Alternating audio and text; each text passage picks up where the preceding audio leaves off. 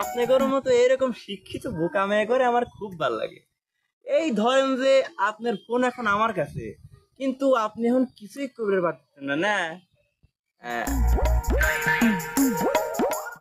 আম গেল কাবা করে আমাক করছো নাকি ফোনের মধ্যে কথা করছো রুইতন? না, আপনি করছি না।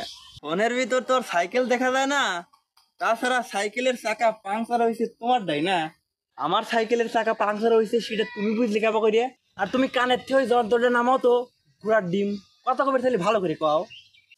আর কয় না ডাক্তার, এমন একটা ব্যবসা করি যে কানের থেকে মোবাইলটা নামানোই দেয়। আমার এখন ভয় হচ্ছে যে কানের সাইজ না মোবাইলের সাইজ হয়ে যায়। দাঁড়ান দাঁড়ান দাঁড়ান, 1 মিনিট। কাস্টমার কাস্টমার বুঝছেন? আচ্ছা পরে পরে পরে পরে পরে করছি।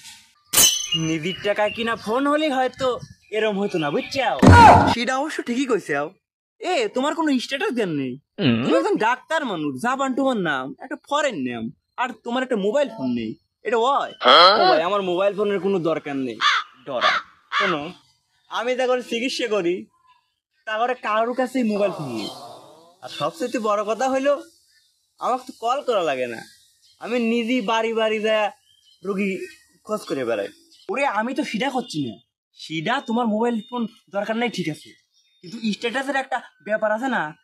এই যে আমার এতগুলো মোবাইল, আমার তো দরকার নাই, কিন্তু আমি একটা স্ট্যাটাস মেনটেন করি। মানে এইগুলোর ভিতর থেকে তোমার যেটা পছন্দ হয় সেটা লেও। ও ভাই, আমার মোবাইল ফোনের দরকার নাই, তুমি রেখে দাও তো নিজের কাছে। আরে টাকা লাগবে না উপহার হিসেবে, বললাম তো রুইতন যে আমার উপহারেরও দরকার নেই। আরে বন্ধু হিসেবে নাও। ও ভাই একটা কথা শোনো, এই সারি সুরি গায়ে রুগীর চিকিৎসা করে দেখিয়ে নানান লোকের নানা কথা আমার শোনা লাগে। আমি আর কথা শুনবে চাই না, তোমার উপহার নিয়ে আমি তোর দলের নাম লেখাবে চাই না, বুঝছাও? বুঝছি।